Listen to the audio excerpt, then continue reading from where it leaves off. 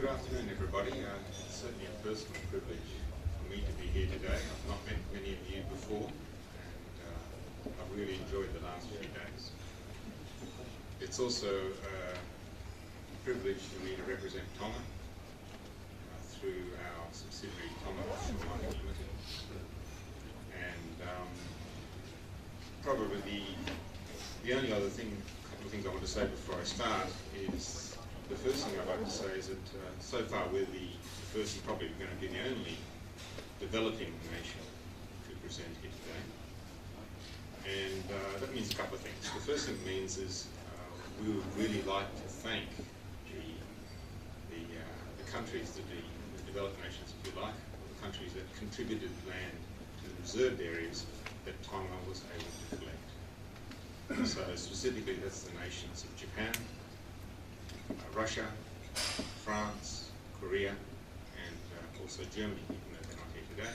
Thank you very much, because without your pioneering efforts, we really wouldn't be here today. We wouldn't have a chance to present. And that leads on to the next point I'd like to make, which is this talk's a little bit different to the ones that have gone before, because we've not done decades of exploration. Actually, we've done one cruise. And we think we have to do one more cruise to get to the next stage in our value chain. And the reason we could do that is there's three main reasons. The first reason is the quality of the work that went before, the work done by the pioneers. The second reason is the quality of the deposit itself. The CCZ is a phenomenal mineral resource. And the third reason is the quality of the code we used to report the resources and reserves, because we certainly pushed the limits when we reported this resource. We had a very good team of guys helping us get it through, but in the end we met the criteria to define an inferred resource. We honestly believe we did that honestly, and we have a material inferred resource. And so it was really great the way it all came together. So this talk's really about how little work you need to do to get an inferred resource. And I think that's a different way of looking at things. And certainly when you're a commercial company like we are, you don't want to waste effort, you don't want to waste time. We want to get to our stated objective, which is to build an underwater mine.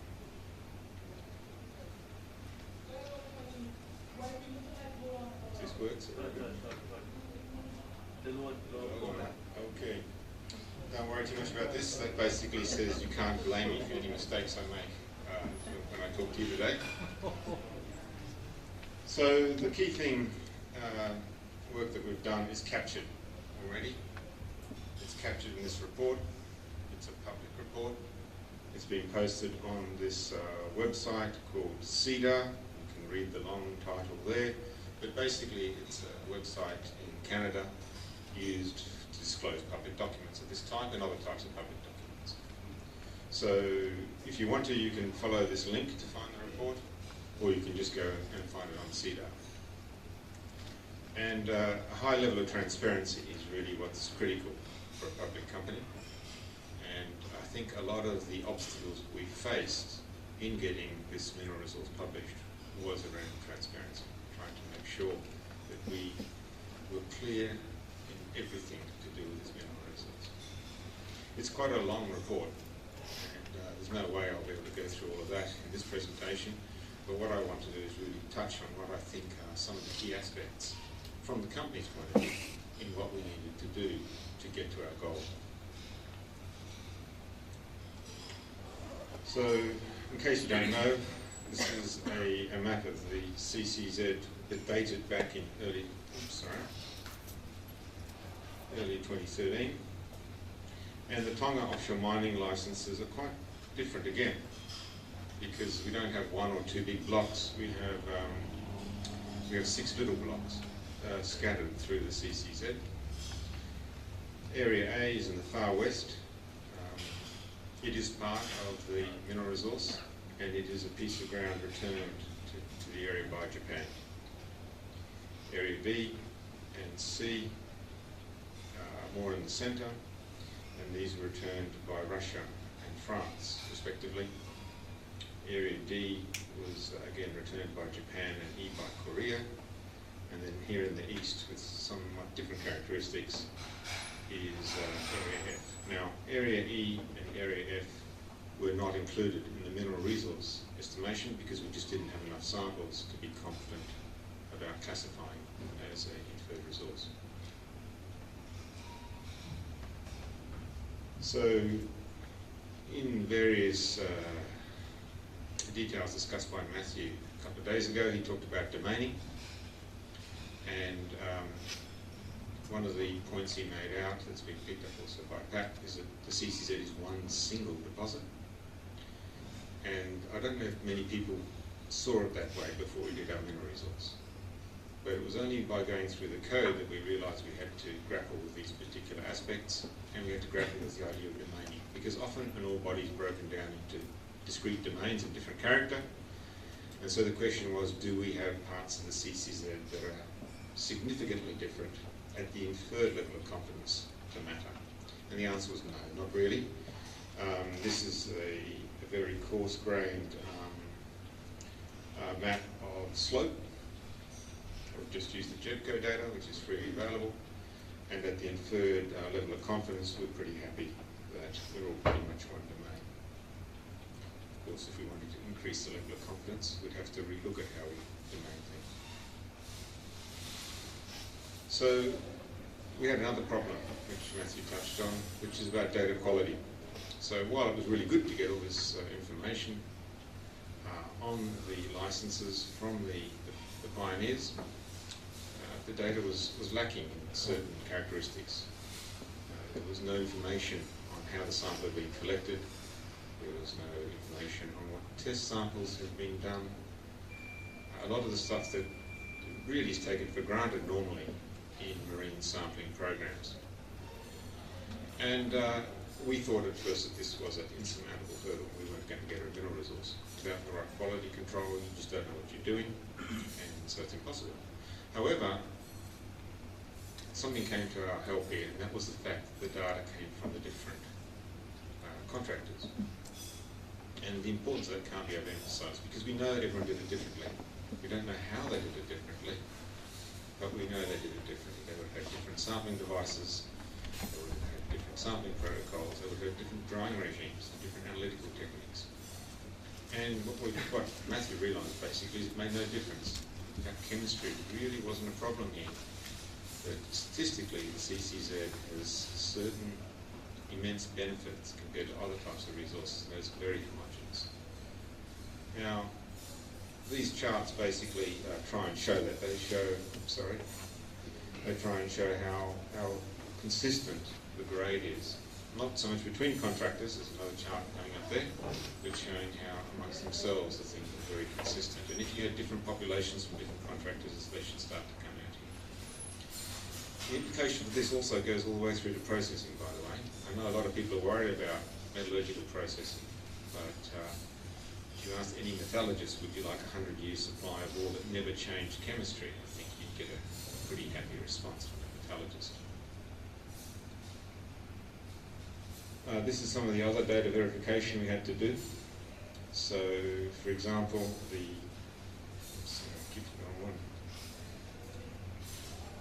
the map at the top here shows the CCZ and shows our licenses on a bathymetric map, just for colour effect really.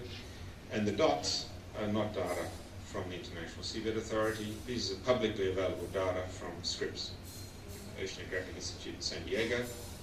So we couldn't just trust what the ISO gave us. I'm really sorry about it, Secretary General, but the requirements are pretty strict. Okay, there may have been some mess up where the copper and the nickel got backwards or something like that. So we got a completely independent data set and we compared it statistically. And you can see the data points come from the same deposit, they come from the CCZ, and we got exactly the same results. So we had an independent external check of the grade. The map on the bottom is actually a check on the model now. So this is a model built by the International Seabed Authority.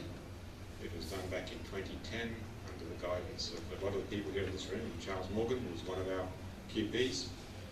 So Charles couldn't give us this model because it's confidential, the data behind this model, and the model itself is confidential. But the map is public knowledge. So again, we had to be a little bit innovative. So what we did was we simply interrogated the model, the picture, by using the color codes. These are the color codes, I think, here of abundance. Okay? And you can simply go and add up all the different colored blocks inside each of these cells, and you'll get a reporting of this model of abundance. And then we compared that back to our own model estimates for the same sub-areas. And we got a very similar result again. So that was fantastic. Okay? We were able to compare completely different data sets, completely different models, and get a lot of confidence that we weren't getting the number wrong. So I did touch on sample spacing before. So this is the, if you like, the sample locations for each of our blocks. Now, they're not in the right space anymore because when it comes to modelling the area, it would have been too big for any known computer, at least not one that we could afford. So it made much more sense that we project everything back into one space, which I think you did very simply, didn't you, by using the UTM zones and superimposing all the UTM zones of the different areas. So that way we got a lot more precision in terms of location and convenience in terms of location. So you can see straight away why area F, area F doesn't qualify. In fact, there's two samples there, but they're right on top of each other. And area E has only 4 samples, which was right on the limit of what we thought was acceptable. But in the other areas, we thought we had enough samples, and it was interesting to see how different the sample spacings are between the work left to us by the previous contractors. Again, you can see area A and area D are roughly similar, and that's because they're both from Japan. The Russians have done the most detailed work of anyone really from the ground that we've returned, which is in area B, and then the French work is a little bit patchier in area C. So Matthew took those sample points and he built a block model, and then he interpolated the results through the block model. Now, we just did ordinary kriging. In fact, we did more than ordinary kriging. We had 3 or 4 different types of interpolation, but in the end, ordinary kriging was the simplest and justifiably unbiased technique to use. But we were quite conscious of smoothing. In fact, we have done a bit of simulation since. But for the purposes of an inferred resource, this is all that we thought was necessary. You don't need to do more than this. And so, if you can see that 3 of these variograms have quite good structure, and that's the nickel, copper, cobalt, and the structure can be seen in the pattern of the different colours in the 3 variograms. So this is looking in all angles for the chemistry, basically. It's just a way of searching around a particular point, or the average of all points, or the notional point, to see how things change. And so when you start to see a pattern, you're getting some idea that the grades are behaving in a particular way, and the orientation probably relates to part 2, some structures within the CCZ. And then for manganese, it doesn't really matter, because the manganese grade barely changes in modules. It's just a certain amount of manganese. And then for abundance, it's much noisier. You see a lot less structure. So this reflected perfectly the way we judge the deposit, and it makes the point really that the only thing that matters for classification is the abundance. This one here, the noisy one. So in presenting the information, we found that it helped to build these element maps. So what they are basically is the outcomes of the block model. That's why you get that granularity. And I haven't shown all of them. I've just shown nickel here, manganese, and abundance. So the one that works the best in theory on the variograms, the one that barely matters on the variograms, and the one that works the worst in the variograms, because the copper and the cobalt are pretty similar for the nickel. So to me the interesting thing, and we've had some discussion about that, is we start to wonder if we can start to see some structure even in these diagrams, and that's encouraging because we want to go from inferred to indicated, and if we can start to see some kind of structure and patterns in these diagrams, it gives us hopes that as we infill and do more work, they will become more apparent and not fall to pieces. And a lot of the work shown today has been very encouraging as well, because we can see the other contractors who have done more work than us are indeed getting the sorts of structure that you would like to see in your data to get indicated. If you read the report, you'll see a couple of things with regards to the declared mineral resource. In a lot of our presentations, or a lot of Nautilus's presentations, I should say, we pick a notional tonnage and grade, but the technical report itself reports a range of results. Okay, so you can see we use abundance as a cutoff, pretty much like everyone else, and we've broken it down a little bit, and we present, if you like, an abundance grade curve for the resource. And this is to emphasise the uncertainty. Okay, again, it's an inferred resource. We don't really know what is the appropriate cutoff at this stage. We're pretty sure it's somewhere in this range, and thus we get some change in the resource figures. And we're using an abundance cutoff, so the grade barely changes, and the abundance does change accordingly. That's my presentation. So the only thing I can add to all that is when we started the job, we know what we're aiming for. If I can use an Indian sport analogy, it's good to know if you're playing cricket or hockey before you go on the field, because one's got a small goal area, and the other one you just hit it where there's no one standing to catch it. And I think that helps focus the work you need to do as a contractor to get what you need to do. Thank you.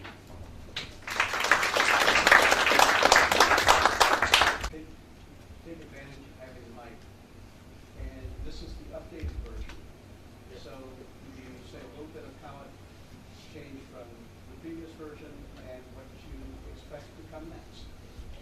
Yeah, we actually issued two versions of this report. The first one was issued in late 2012, and the second one in early 2013. And in fact, the only version you can really download, I think, certainly from our website, is the updated version from early 2013. The reports are 90%, 95% identical. The differences were put in there after feedback by the regulator, the British Columbia Securities Commission, BCSC. And with the BCSC, we had 2 or 3 rather tense discussions, which you should all be very happy about, because it was taking nodules to one of the more critical places in the world and saying, we think these are a resource. And they said, no, we don't think it's a resource. I'm saying, what do you mean? It's got to be a resource. It's one of the biggest resources on the planet. It's huge. And so we had to go through a period of, dare I call it, education, clarification with these guys. Half a dozen letters and 2 phone calls. That's right. And look, to give the guys at the BCSC a lot of credit, they very rapidly had to readjust their mindset about this deposit. I mean, this deposit is the same size as all of Canada, and it's got more metal in it than all of their nickel deposits put together 100-fold. Okay, so it's a real ground shift for these guys, and I think the code helped there, because they basically had a checklist they had to go through and critique us on, and we basically had to defend ourselves at each stage. And they requested some additional information, basically. So we had to change the language, I think, 2 or 3 places, and we had to add some maps. So 2 of the maps we had to add in. One was those element maps, you know, the one that I showed you. That one, that was added in, and the domain map right at the very beginning of the presentation we had to add in. So where do we want to go next? Well, that's obvious. We want to get an indicated resource next. And we are fully conscious of the step from inferred to indicated, and the benefits in indicated resource brings, and that you can start to talk, maybe in 43.101 terms, it's very difficult, but certainly you can start to talk about reserves. Under 43.101 we can do what's called a preliminary economic assessment. And to be honest, if you do a good preliminary economic assessment and you push that in front of an investor, they'll start to think of it a little bit the way you think of a reserve. Thank you. Is there any questions? Yes, George. John, thank you very much. Maybe I missed, but which site is for mining? Oh, we're not ready to present an area for mining because we don't have an indicated mineral resource yet. Sorry about that. We're not as advanced as the pioneers that you have here today. So we won't be able to meet any deadlines that you put on us to provide an area for mining at this stage. Okay.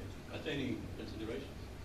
Not at this stage, no. We've got, I think, 3 or 4 areas we want to go and check, but genuinely we don't know. So if you wanted to consider this in terms of studies, we are at a concept level and we're entering a pre-feasibility study. So in fact, we're partway into the pre-feasibility for the mineral resource. And a pre-feasibility is like a select study. And in the case of the resource, it's selecting the best area to consider for mining, which is that we don't know. We'll have to test 3 or 4 areas in the second part of the program, and then we'll probably make a recommendation for future work after that. But in my heart, I hope it's going to be the Russian area.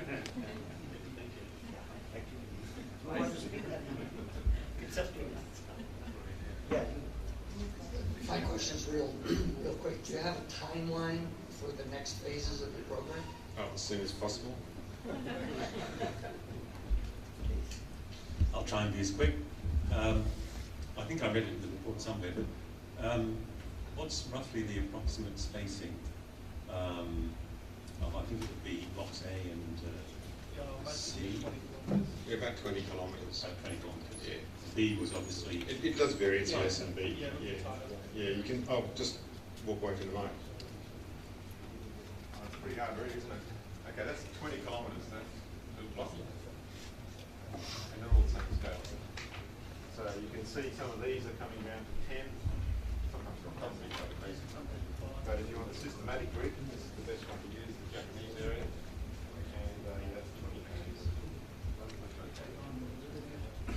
And I'm sorry, just to follow up to that, the looking in terms of the point that was suggested over there about an indicated sort of spacing, I shouldn't say indicated spacing for measure, spacing might be appropriate for measure. Do you have a thought for, that's the spacing you have, but what sort of spacing would you have required, do you think, to get you to infer in the first place? Do you have a feeling for that? To infer? Yes. I'd ask Matthew on that. Done a simulation and get it to indicate it, it's sort of suggesting around 7 kilometres. Yeah, but for inferred, you want to know infer or indicate? Inferred is basically anything greater than 10 kilometres. Okay, so around 7 kilometres you're thinking for indicator. It does vary by area. I think that's the critical thing to understand, is that we see quite different amounts of structure between the different blocks. So this area is my favourite down here in Area D for structure, because you're getting quite strong trends this way, and we see that also in multi-beam area and things like that. That doesn't mean it's the best area, it just means it's an area where we see a certain amount of continuity. Whereas other areas where we've got more samples, we see degrading continuity.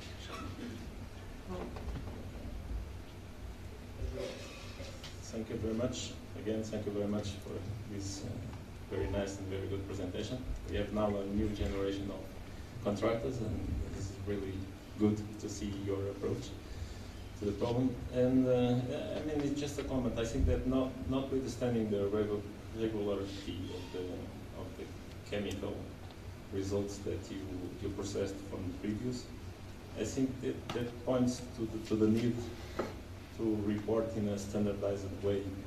And so it points also to the role of the contractors to help the authority to have an effective database that it can be useful and used. So the metadata and the quality of data and all the accuracy and so on are really important to the authority. Thank you very much. There is anybody, please? Okay, in fact, actually, I would like to ask a question. It was an interesting presentation. And I see your, I do see, in fact, it's evident that the entire area allotted to you as a reserved area is in a blocks and pieces.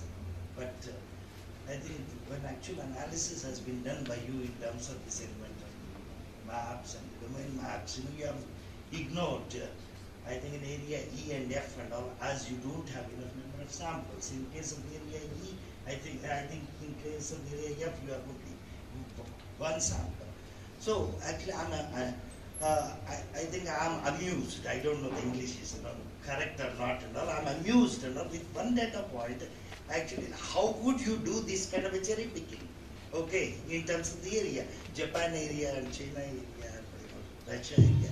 I think, or I'm asking, and all, of course, I don't know, will you be happy with this kind of a question, that do you have some other data that you don't want, reflect it here in this audience? We definitely do. Tomo is owned by Nautilus Minerals, and Nautilus Minerals has a very strong exploration culture. So it would be very easy to take an estimate for the whole area, to take the map of the ISA and just pick the darkest spots and take them, okay? But we used other information. We used the geology of the region. We used the tectonic stratigraphic reconstruction of the area. We considered the formation of nodules. We looked at adjacent areas. And we thought we could take a little bit of risk in our application. So area F in particular it's in a very different place to the other areas. And we thought, for Tomo, we thought what we should do is, we don't know what is going to be the driver behind the successful exploitation of nodules. So we thought, why restrict ourselves to one thing? Across this, your presence. I think if you allow us and all, we can have a break for coffee. I think it is hot now, otherwise it will become cold and you may not be able to enjoy it. Thank you. For organizing this workshop, because I think the subject we are discussing is essential for the continuation of the ISA. I think it's very important for the ISA to reach a final conclusion on what has been discussed the last couple of days. And I also feel it's been very productive. Now, I'm the last speaker, the last company presenting. As many of you know, we're also one of the last to sign a contract with the ISA, and we're certainly one of the last that started its activities in the area. We have just finalized, by the way, I think a month ago, our first cruise. So, to put things in perspective, that makes it very difficult for me to talk about resource classification in more than any way.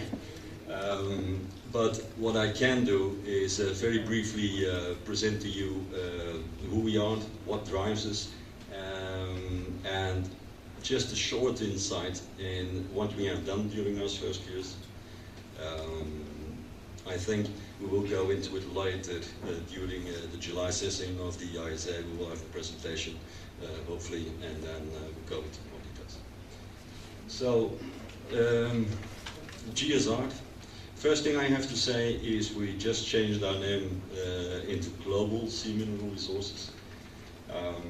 That's why you will always and everywhere see the abbreviation GSR.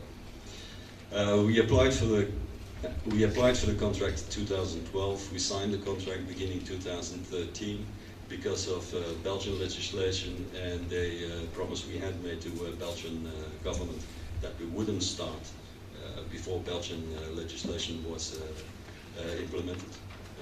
Had everything to do with responsibilities. That legislation was implemented in October 2013. We started preparing the cruise, and the result of that first cruise is that we just finalized it. So I'll see that I can go through some slides. The area, I think, you know approximately where the GSR area is. The GSR area, for those who don't know, it's the former Ocean Mining Associates area. And we divided it up in 3 parallel entities.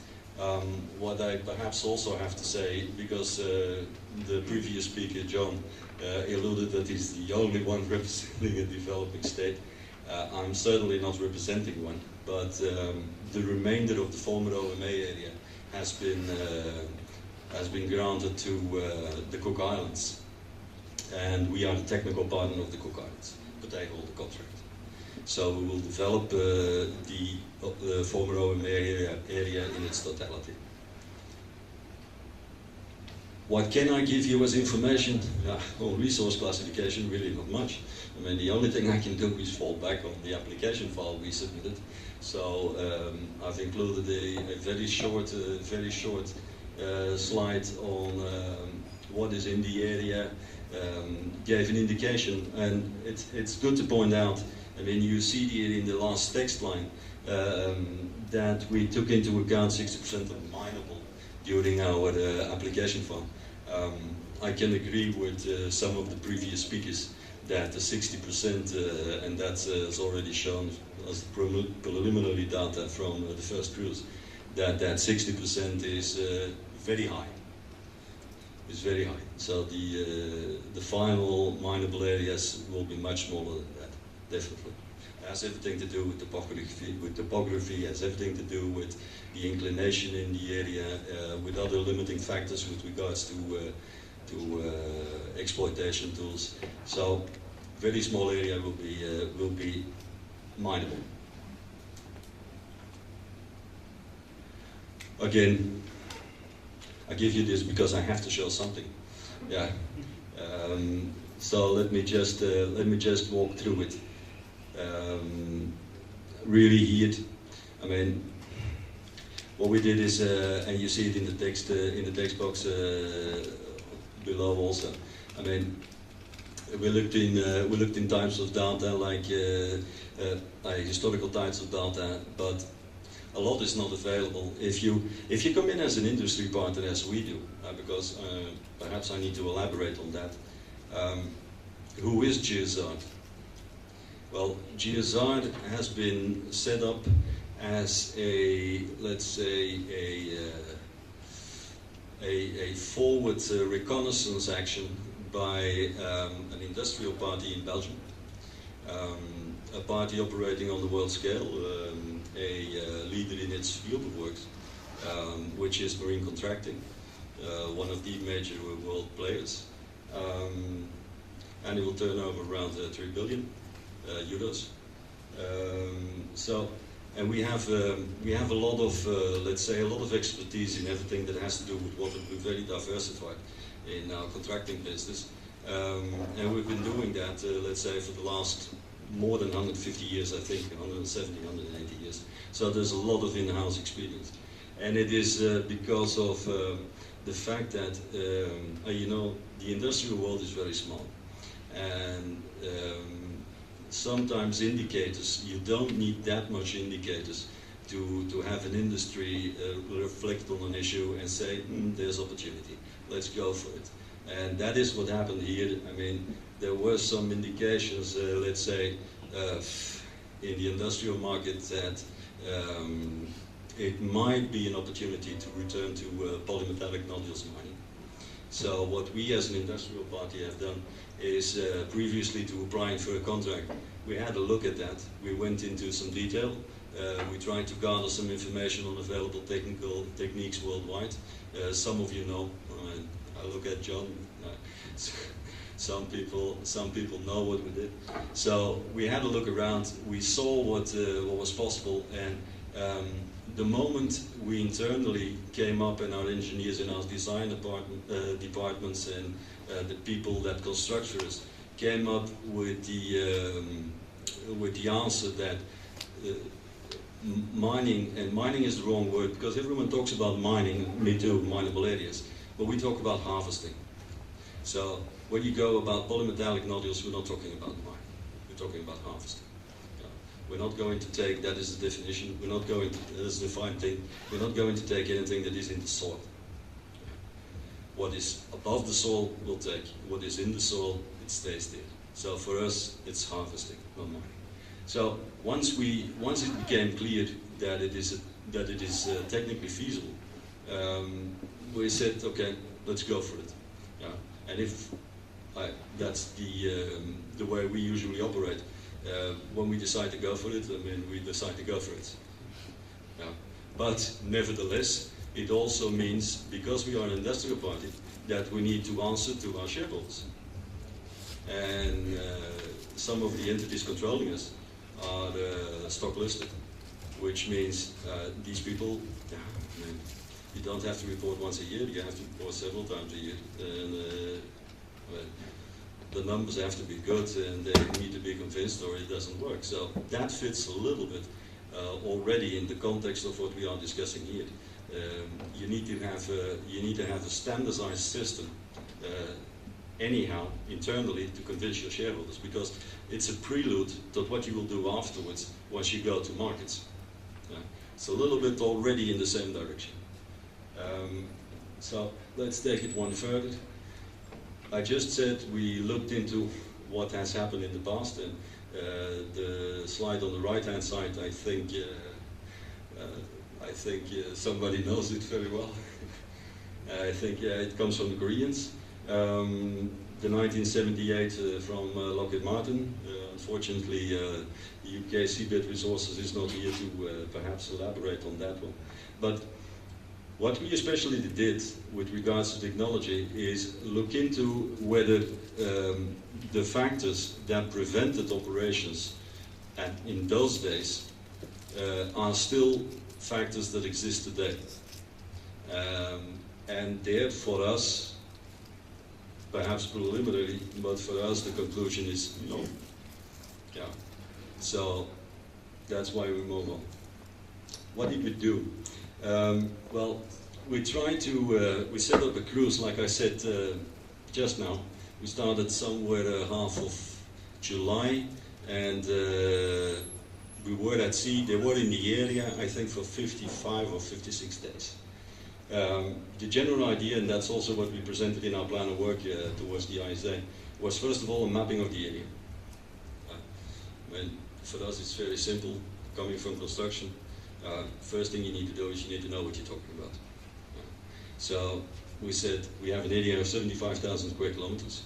First thing we need to do is define which areas we look into, which areas we don't look into anymore. So make a mathematical chart of the area. What we did. So the 75,000 square kilometers were all mapped. And yes, we did it by echo sample, so we have a resolution vertically of some 50 meters. Okay, the accuracy is not what it is when you do it with an AUV, but for a large scale, it's a good operation. So we had a look. It works perfectly. We also, like you see it on the screen, we also looked at the backscatter information, and there I have to agree with Ted and with the earlier speakers, that indeed if you look at that backscatter information, you can define things. I'm not saying, and for me, certainly I'm not a scientist, but what my people tell me and what they demonstrated to me is when they were on site and when they were gathering all the bathymetry data and the backscatter data, they were analyzing it, and they immediately saw that there was some sort of a mechanism to define whether there are nodule fields or not. And luckily we had a box scorer on board, 2 box scorers and also 2 dredges. So we tested it out, and it worked. So the box scorer confirmed what we saw on the backscatter. So where the backscatter said no nodules, there were no nodules. Where the backscatter said a nodule field, there was a nodule field. Yeah, so that worked. One of the things we also did in the cruise, first of all, I had mentioned QA/QC systems before and the importance of it. I definitely think they are. Because of our core business, QA/QC is something we grew up with. I mean, we have to, our clients are worldwide, we work also for the oil and gas, which means, we need to fulfill all the requirements concerning QA/QC systems. So we took those things also along in what we did now. But one of the things because let me go back a little bit. First criteria, or first main priority of this year's cruise was map the area. Now, some of my people told me, Jacques, are you going to convince our shareholders that that bathymetry chart, the mathematical chart that you produce, is worth the money that you are spending. I said, yeah, perhaps not. They said, might be difficult. Why don't you take some box scores along once you did? Why don't you dredge once you did? So I said, okay, let's try. Yeah. So we did. Yeah. And we also said, if we have to have something that goes down, why can't we see what goes down and what happens down there?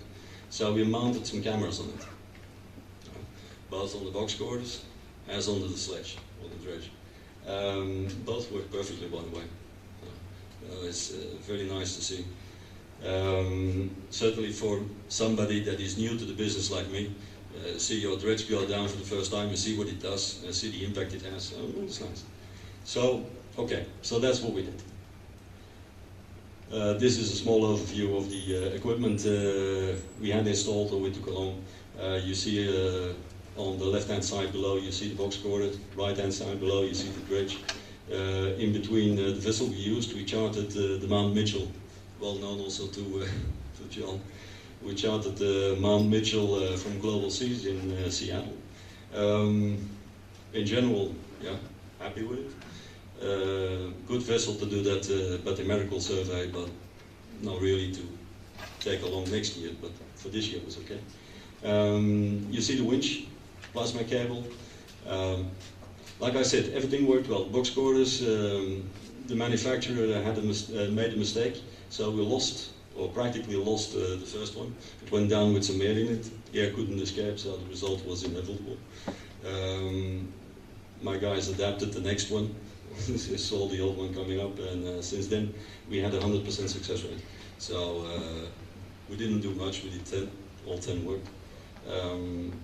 The sledge, a little bit the same thing. Luckily, because we had installed cameras, we saw what happened when the dredge hits the surface.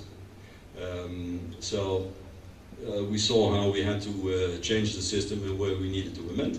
And let's say we tried it a couple of times. Every time we got a little bit more result. We learned from it every time. So at the moment we said, let's try it now. Now we must have it. And we had it. We had a little bit under 1,000 kilograms in one sledge. So, no problem. So also that worked. But, like I said, we just finalized. So everything is at our partners, universities, and in our own labs. So, I mean, there's not much to report on that as yet. But we'll do in July. These are some of the photographs that I can share with you. So when we talk about nodule fields, yes, they are there. They definitely are there. Box corded, you see it hit. You see the result of a box cord. You see the last dredge operation. So we're very much looking forward to the next step. And yeah, more than welcome to try to answer the questions you might have. Thank you.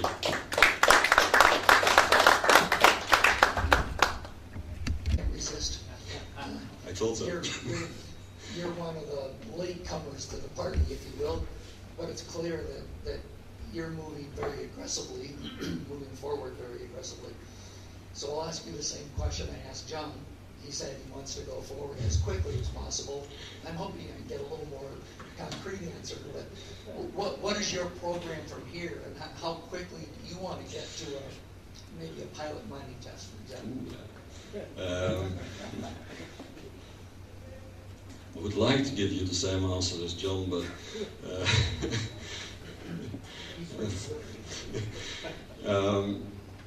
definitely quick.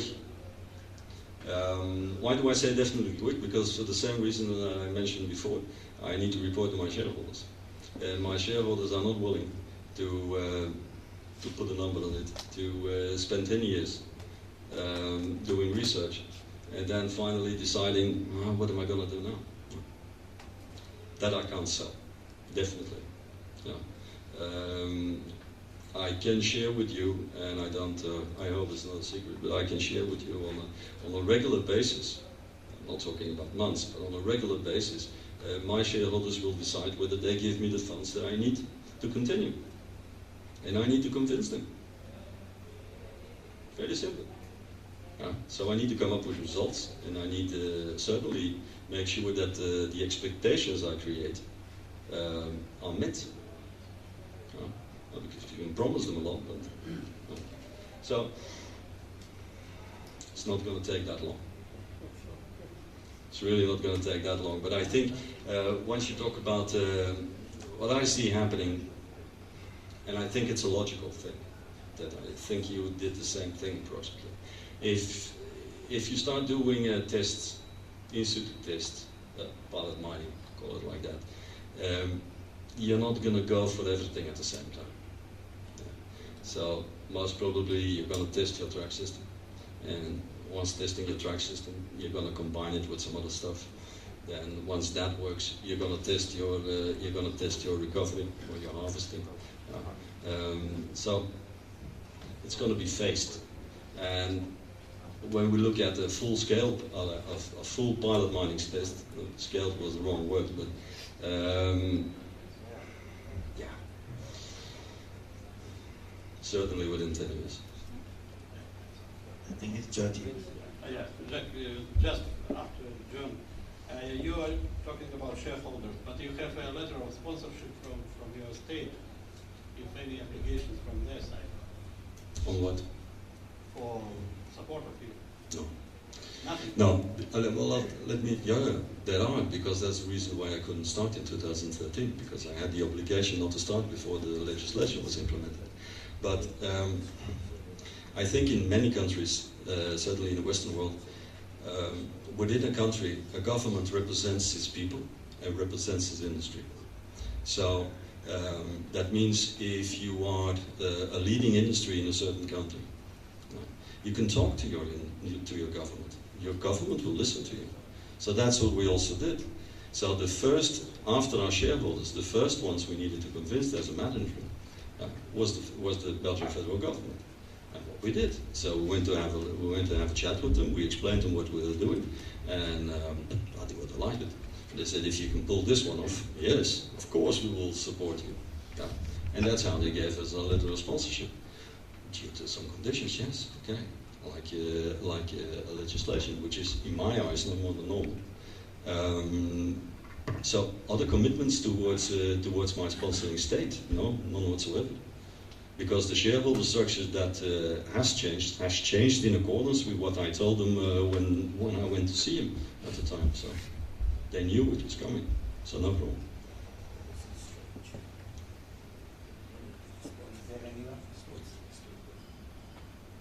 Okay, actually, I would like to, yeah, what to listen? I was just going to make a general comment. It's been, I think, very educational today to listen to all of the contractors talk about where they are and where they've been. Some of the contractors have been doing this work for very close to 15 years. Yeah? And we've got at least 2 here that have only been at it for a year or 2. And if I was the people that have been here for 15 years, I'd be looking over my shoulder, because from my perspective as a small business person, it's very clear to me that the 2 new kids on the block are probably going to be out there actually mining long before the old timers are out there.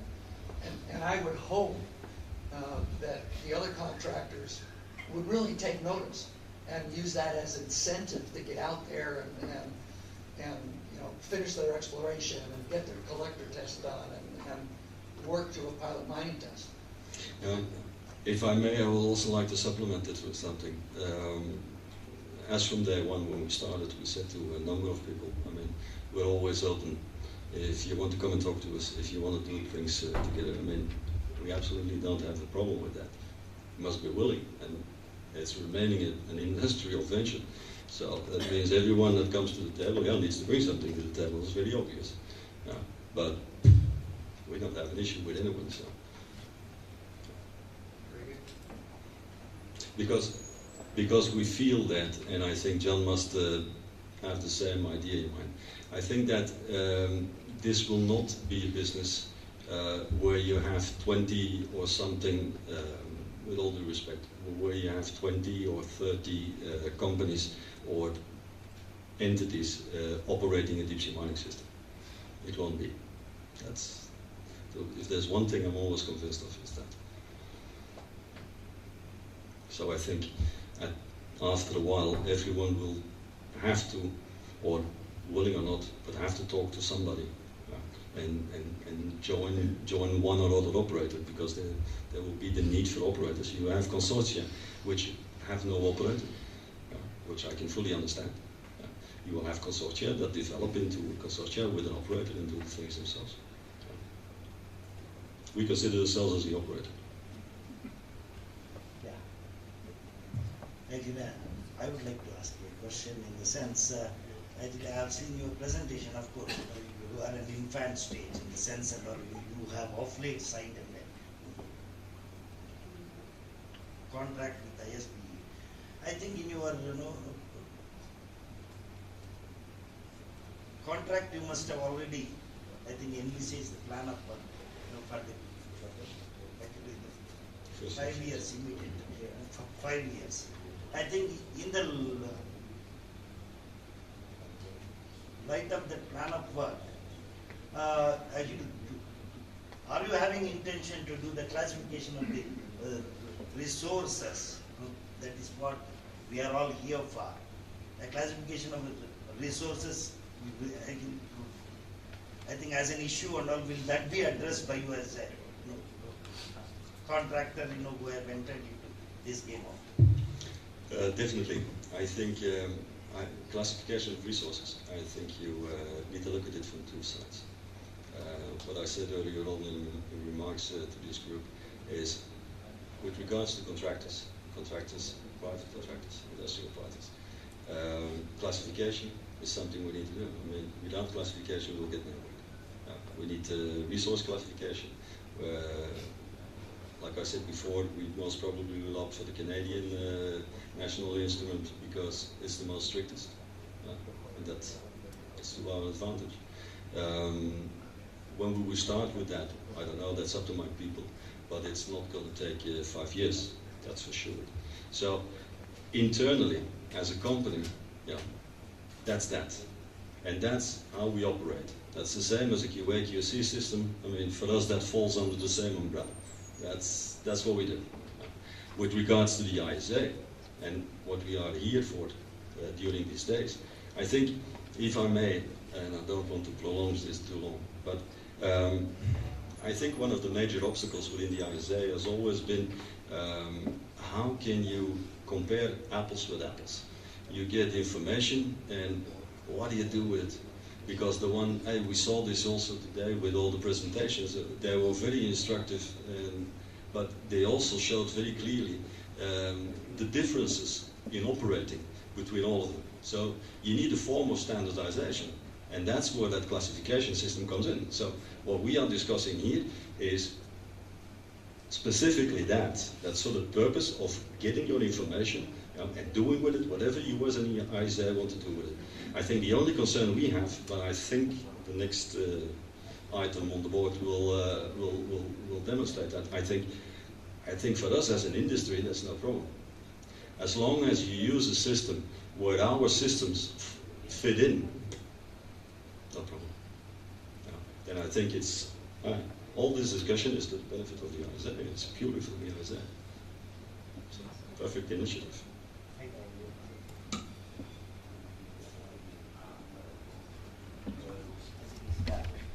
And thank you for the participation. And now we're ready to move on.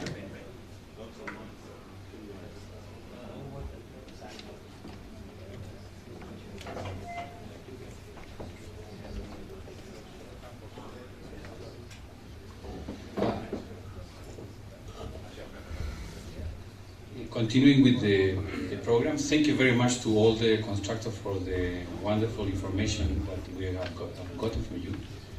And now there is it is the document. Yes. Yesterday we had a small meeting, and on request of the quorum regarding some slight modifications of the classification method, and I will ask Pat to present it And you will get also a hard copy, so you can write on it and make comments to what we concluded yesterday.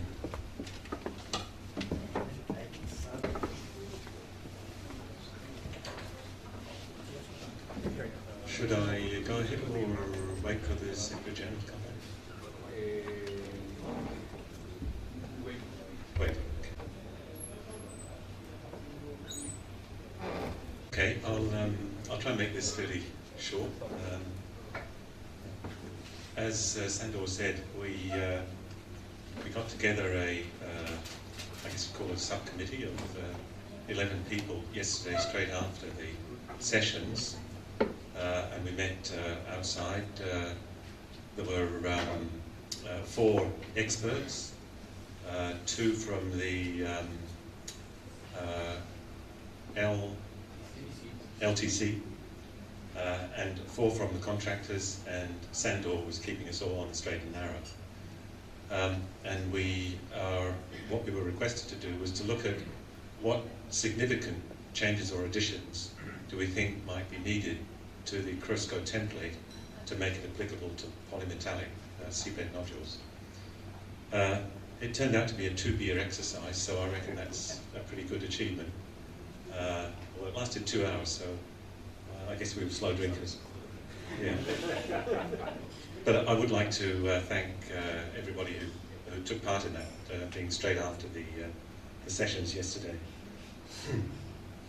I should say that at the beginning what we decided, because we had limited time, was that we would concentrate on the additional clauses that we thought could be inserted into the template that would cater for some specific characteristics of seabed nodules.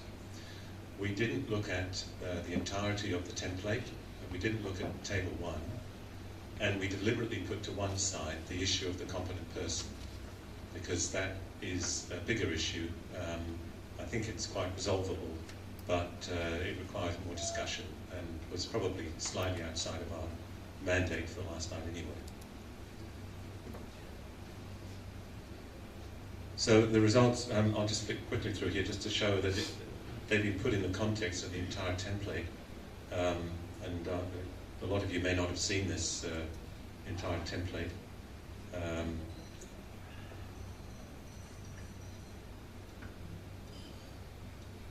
Obviously I won't go through this in detail, but that's the figure 1 that everybody would have seen.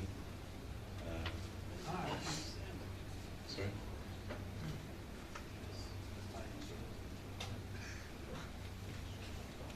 So it goes through the reporting terminology, the reporting of exploration results, the reporting of mineral resources,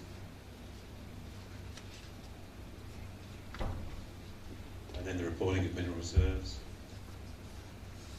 And as you can see, under each heading, there are standard definitions for most things, and then quite a few guidelines to help interpret the requirements.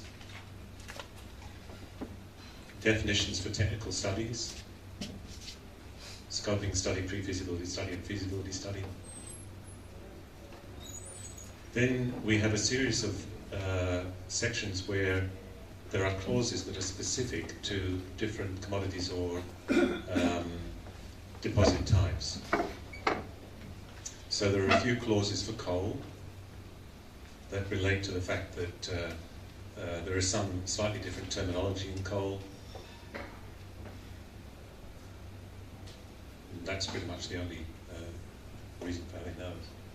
And then there's quite a few guidelines on reporting of diamond and gemstone deposits, industrial minerals, and this is where we put the drafted clauses for seabed nodules. Now, I will say this is the first draft, got finished at 11 o'clock last night, so I sent it out to the group, although I missed somebody's email, I think.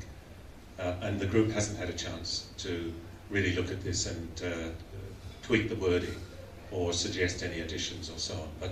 So this is very much the first draft. And what the intention is, we're just getting this document printed. We're going to give a copy to everybody. And we would ask you to have a look at the additional clauses, well, have a look at the entirety of the template if you haven't seen it before. But specifically, if you could look at the additional clauses and make any suggestions, I guess Sandor will coordinate that, yeah. For additional clauses you think might be necessary, or modify the wording, that sort of thing. No, I don't know that this is sufficiently large to be readable, is it? No. Yeah. Okay, I'll just read this out. I've got a loud enough voice to do it without a mic. Just Zoom. You have the mic next to it.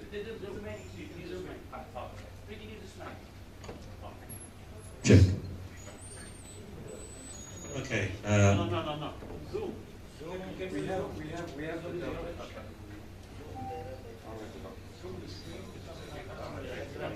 document. We got the document.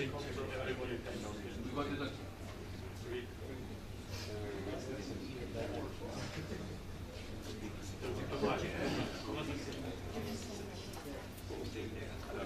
Just center the text.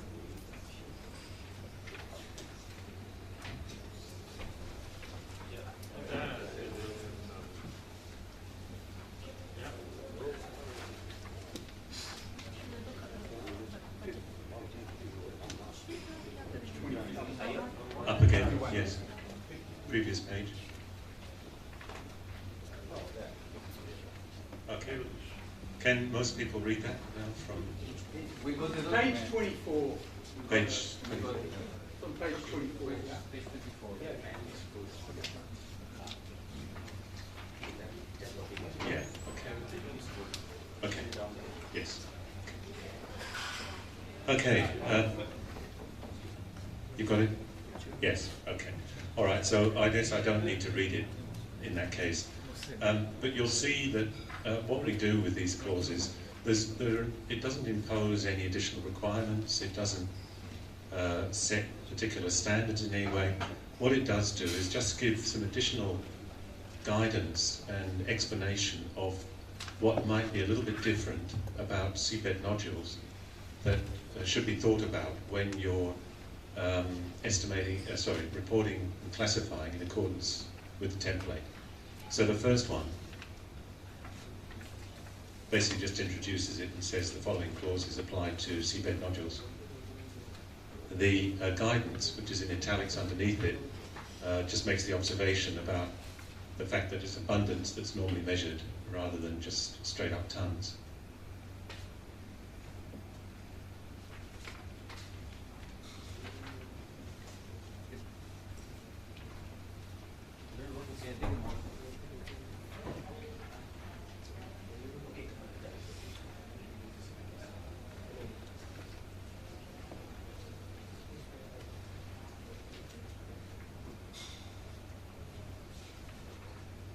Thank you. Then there's a clause that talks about the fact that seabed nodules are usually located at great depths below the sea, cover vast areas, and I think it was a very good illustration that John gave when he said that his area is the size of Canada and it's got more nickel than all the... CCZ, right, yeah. It's got more nickel than the entire Canadian. So again, that's just to show that it does impose certain restrictions or constraints on what can sensibly be done. Then there's a discussion of one of the major constraints is related sampling.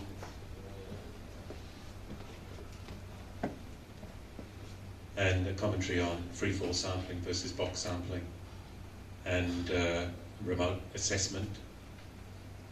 Then a guideline underneath that says that if you're going to make significant use, again the wording can be changed here, but of remote sensing, there should be a program of calibration or correlation between the remote sensing and the direct sampling, like box sampling, box coring. One thing we try to do in these sorts of clauses is keep the language as general as possible, so that we can cater for, maybe box coring is going to evolve into something else. We could always change them later, but we try not to be too specific in what we state so that it doesn't become very time constrained. Okay, next, Dan. Then there's the characteristic that's been talked about a lot, that they're located on the surface, and so the assessment, the estimation is usually a 2D exercise. One of the key characteristics, as we know, is the variability in abundance is an order of magnitude greater than the variability in grade. It's a fairly unusual characteristic by land-based mineral deposits, sands. And one of the things we say there is that it would be one of the key determinants in transferring from inferred to indicated and indicated to measured. I put a guideline underneath there. I'd like people to think about this, but there is guidance in the Cresco template of ways in which you can think about what makes inferred different to indicated, different to measured. Now, it's very much a descriptive guidance. It doesn't have numbers, as we were talking about before. It doesn't have these percentage numbers. I agree that I think there's an opportunity here because we're talking about, in effect, one enormous deposit, to look at actually introducing some numbers.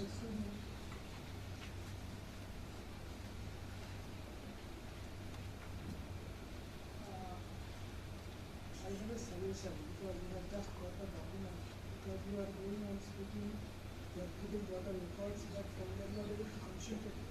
Sorry, I can't. Let the paper should be very good because it should be giving time to all the people are there to first to go through it and absorb it, then this explanation will be useful. If that's the way you'd like to do it, I thought that what we were going to do, though, was I'd just given an overview, and people would then take the document away and record their feedback and give it back to Sandor. I thought that's what was wanted. At least I am not able to appreciate your paper unless I get absorbed in this thing, then I will be able to see what you wanted to suggest, what you wanted to recommend, because it is not a very difficult thing to concentrate on your talking and this document together. How would you like this conducted then? Whichever way.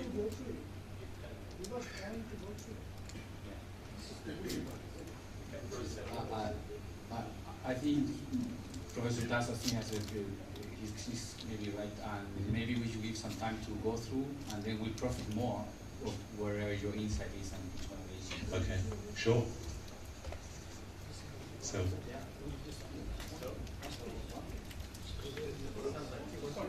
Sandor? It's just one page. Well, it's effectively one page. It's split over 2 pages. 10 minutes.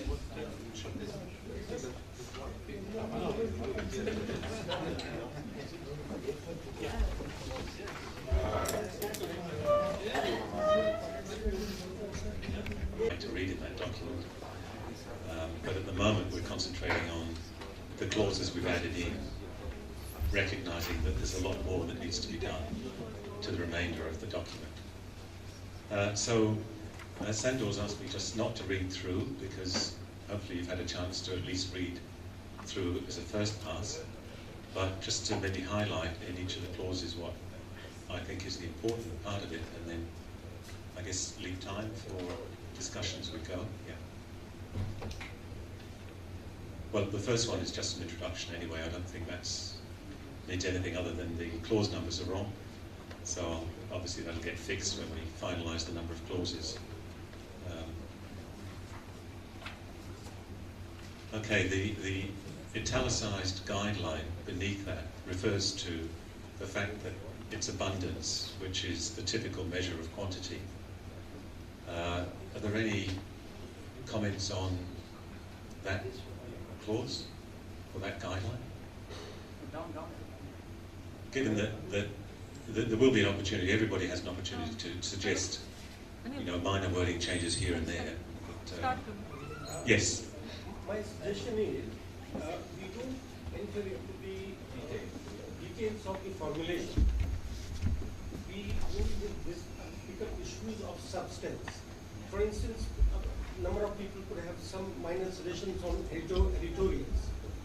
Sorry, on? Editorial. I mean, would we edit this formulation in another way?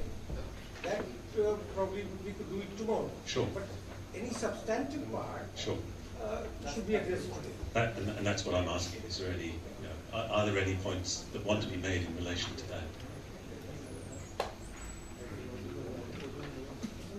We've got an awful lot. Could somebody chair this, please? Because we need somebody to... You could chair this. You could chair this. 1 kilograms. Yes. At one time we measured them in dry, or at least it never was clear. So if everyone agrees, then that's what it goes.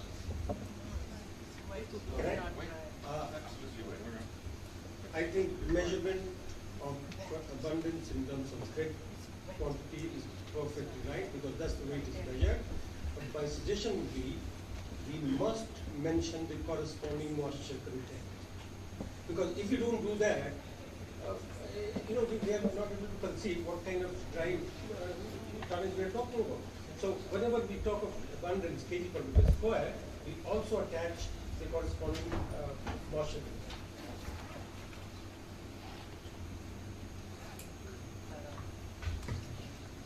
Thank you. Sudhakar, Michael? I think, I'm sure that it will be appreciated that it is an issue of, substantial nature in the sense. Actually, the heading you are giving is reporting of, polymetallic seabed nodules. Actually, there are countries that have got in their EEZ also these polymetallic nodules. Therefore, I would like to suggest that you may have to say that reporting of polymetallic seabed nodules in the area. If you say that, I think it brings out clarity as far as the authority is concerned. Otherwise, I think it would be, in a broader sense, it is applicable to others. And I don't know actually how to go about it. It's only a suggestion. Ultimately, whatever the document is going to be from somewhere, in the presence of whatever it is we're talking about, you can make it clear it refers to the resources of the area. And I think that is essential. Thank you.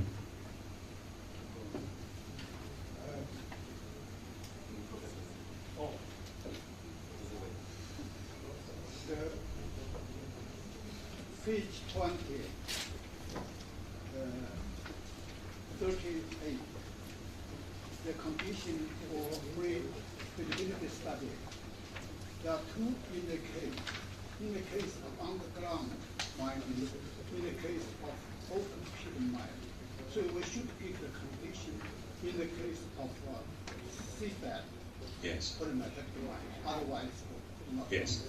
I completely agree. As I said, we didn't look at the rest of the document. We didn't have time last night. But there are a lot of areas in the rest of the document where we need to clarify the language and the wording in order to make sure it covers seabed nodules. Yes. To make it consistent.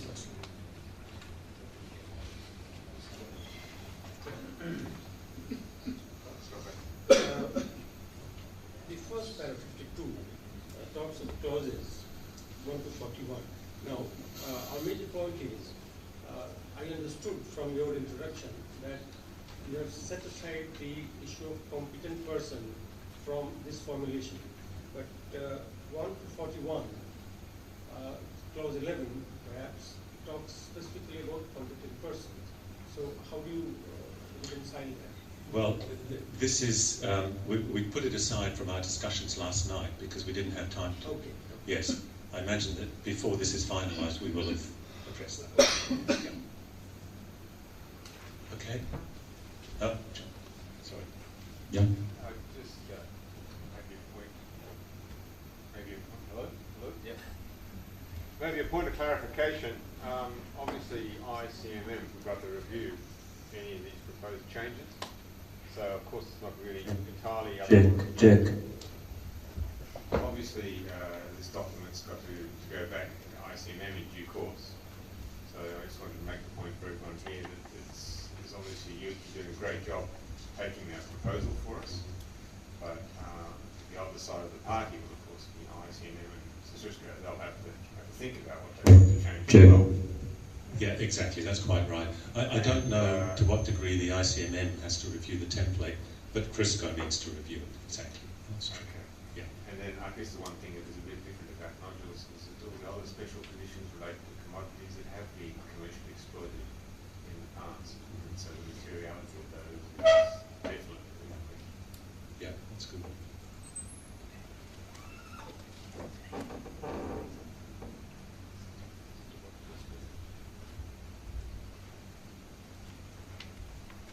Okay, move on. So 53 is a general description of polymetallic seabed nodules. Are there any feedback, comments on that?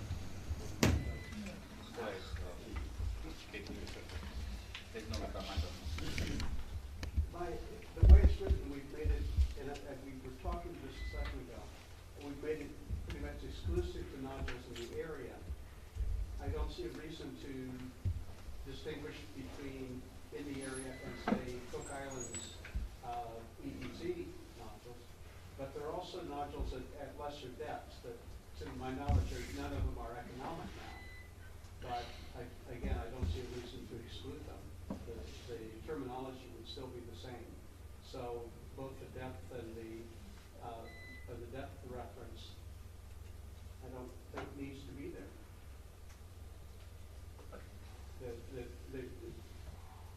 For the moment, they are all located at depths below that, but I'm not sure that being that specific is necessary. Yeah, and it's a good point, Caitlin, and we have tried with the templates, we do try to actually put in numbers like that because for the very reason that Caitlin's outlining, so I think that's a good point.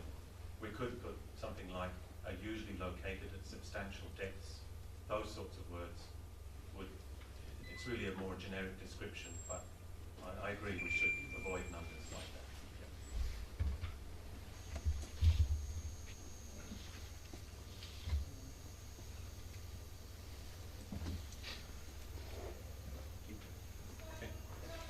Yeah. 54 addresses sampling as one of the key issues with seabed nodules.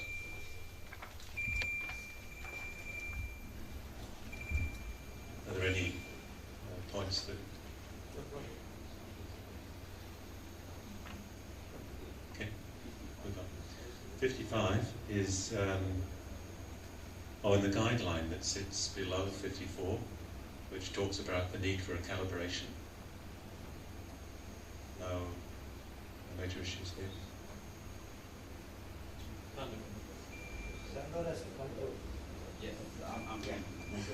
Yes, Yes, I think on this, in terms of the samplers, just you have directly written as free fall graphs and box corals. There are also box graphs that are also included in that. In general, as you all know, in fact, free fall graphs are outdated. And you don't have any more available across the, worldwide. It's not available. It was an untethered equipment then. At that time, it was available at initial phase of exploration. As it stands today, it goes through a rope and all. So actually, it's a graph. Actually, it's a graph. You have seen, I think, in some of the examples. You may include that. Thank you. I think one thing that we need to make sure we cater for, though, is it's not just what's happening today. It's how it was done in the past. Yes, because we're dealing with that data.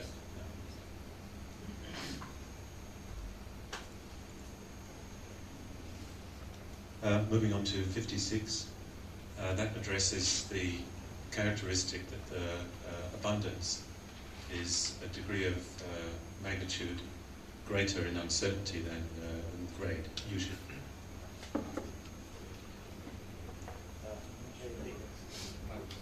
I think in 55, I feel that the sentence is ending up is usually a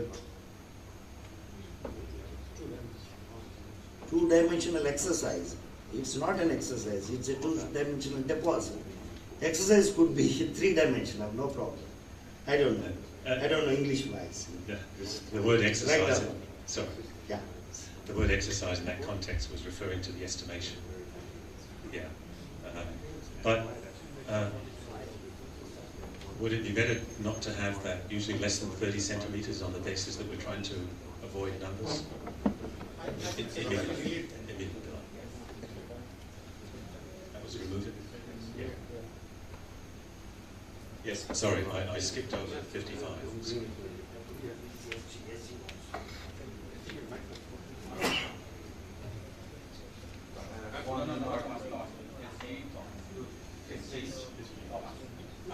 I'm not sure where this goes, but I guess before I get to things like mineral resource and mineral reserve estimation, somehow we've got to introduce something to do with the ability to collect the nodules themselves, or there was another word would be harvest them or something.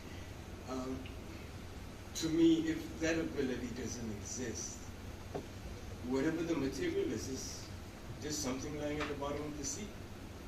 I mean, before I go from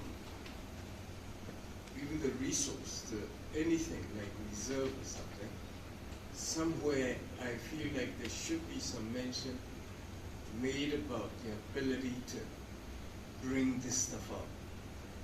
I'm not quite sure where nor the wording, but I think there must be some reference to that.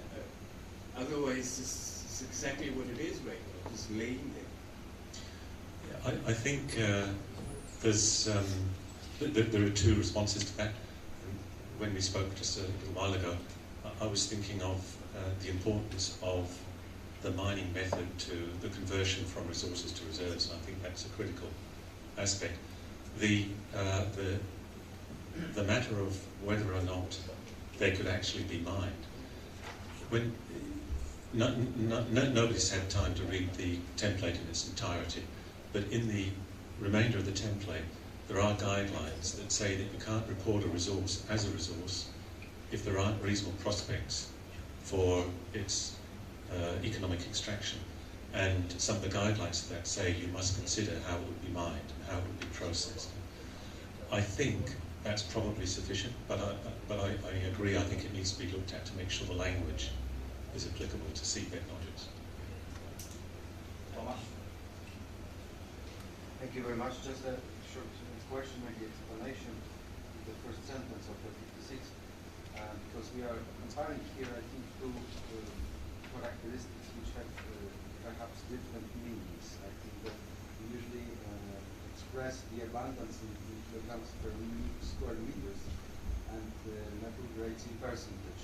We can express, I think, metal grades in kilograms per square meters, but it is not usual, I think, thing. So if we can use such sentence, if it's logical, I'm not sure. Maybe we should hear some explanation that what values should be expressed in kilograms per meter, something like that. I'm not sure I'm completely with you. Are you saying it's fine that abundance is reported in kilograms per square meters? Metal grades in percentage. And percent, so we yes. are saying that the one value is another magnitude different than another, but they have different meanings, different type of units we are using here. So we cannot compare two values with different units. So or we express explicitly. Variability, they say about variability. This is percentage. This is not kilogram. Variability. Variability. Okay. So just a okay.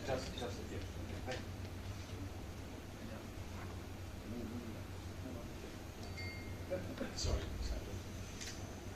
Page 11. The definition of mineral resources. The part of the guideline, the eventual exploration will eventually, perhaps 10 to 15 years. I think it's hard to meet for mechanical rotor. Yeah. So you should move, for instance, 20 to 30 years. Yes, as I mentioned before, we need to look at the rest of the. Yeah, I think actually the rest of that sentence says maybe up to 50 years. Maybe, yeah, but I agree that the rest of. Maybe 5 years, 10 years. Yeah. Longer. Could we please stick to the paragraph that we just modified, not to go back to the rules and regulations from 1 to 53 or 51, please? Otherwise, we will stay here all night. Are there any other comments in 56? Except the comment we made about reference to competent person. Yes. Yes.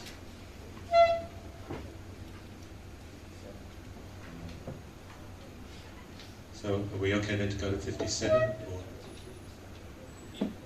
Yeah. Yes, you mentioned just the abundance, but I had some aware about what I mentioned this morning about topography or micro-topography. If you want to estimate, you cannot just calculate through only the abundance. Yes. I think one thing that we ran out of time to do yesterday, but does need to be done, is that there's nothing here that really addresses the transition from resources to reserves. And I think that's something that Nee pointed out to me, and I accept that we didn't get round to that, and I think perhaps we're getting into that area. But if it's believed that that applies equally to the estimation of resources, perhaps it's a criteria when you're going up to the measured category. I'm not quite sure. Tom? No, John. I just want to make a bit of a general comment. No one's mine modules yet really commercially. The two systems that were extensively trialled in the CCZ anyway, in OMI and OMCO, were radically pretty different. So when they first moved cars, they worked out they were so slow that a man had to walk in front of them with a red flag. They really had thought of auto marks back then. So I don't think we should get too prescriptive too quickly about things like abundance and slopes, because we really haven't got a clue. And I think we've got a long way to go before we really understand how resources are going to turn into reserves.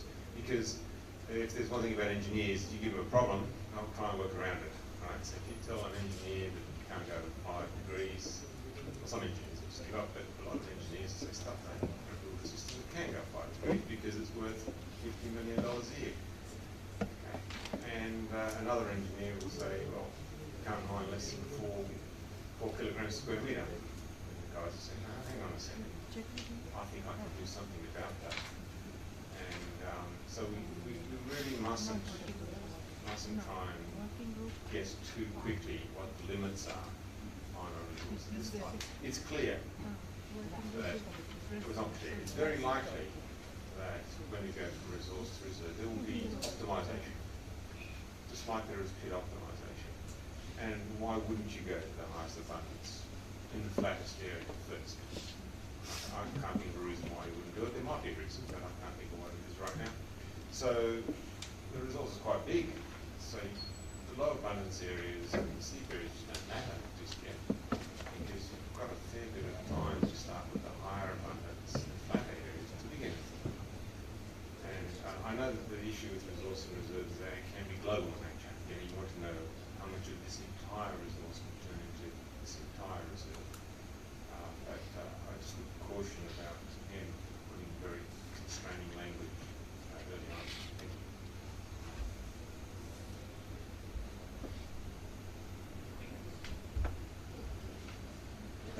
That's it. That's all that's been added at this stage. But I think it's become clear, I think, also from the comments that have been received, that in many ways it's almost unfair to ask you to review these additional clauses when you haven't had time to review the whole of the document, because they are in relation to the rest of the document. So I think that's when we'll get if you like, a complete perspective. And I'm sure coming out of that will be some suggestions for other clauses or, you know, some other points. So, yeah. Russell? Just an observation following on from John. I don't need to read the rest of the document to understand the fact that what John's just pointed out is an element of uniqueness of the nodules. They have not yet been mined, whereas everything else that's referred to in the document, one way or another, has been mined. And I think that paragraph 53, which starts with the generic language about the nodules are usually located, could usefully have a bit of language at that point that says that the nodules that have not yet entered into commercial mining, but there is recent renewed interest in them. I think if that language goes in, a lot of what then follows has that qualification on it. Whoever's doing the drafting. Okay.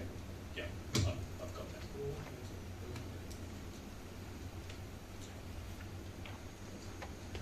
Sorry. I don't think we need 55. Just to tell you two-dimensional. Can we go up to 55? What to use? How to use this? Yeah. Just tell people two-dimensional.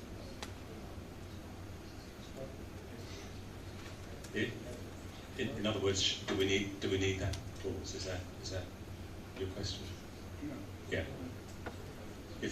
If we don't think it adds any value, I think remove it. I think it makes sense to take it. I would think it makes sense to take it.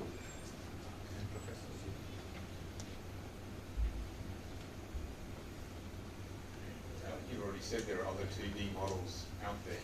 Yes. I don't see why you need to say this is going to be a 2D model. Maybe someone else want to make it a 3D model. And I mean, the 2D models that are out there are radically different in application. So, as you mentioned, placid deposits are 2D, but so often are vein type deposits. So there's nothing more different than a magmatic sulfide that's in a vertical configuration and a sedimentary deposit that's in a roughly horizontal configuration. So, and they're both covered by these guidelines already without any specification. Okay. Can I make this point? I think whether we call it 2D or not, we could at least say this is a single layer deposit. And therefore you treat it as 2D or 3D, whatever you want. So that's sort of different from the usual lab-based deposits. It's quite a question word. True, although there are land-based deposits that have that characteristic. Sure. Yeah. Sure.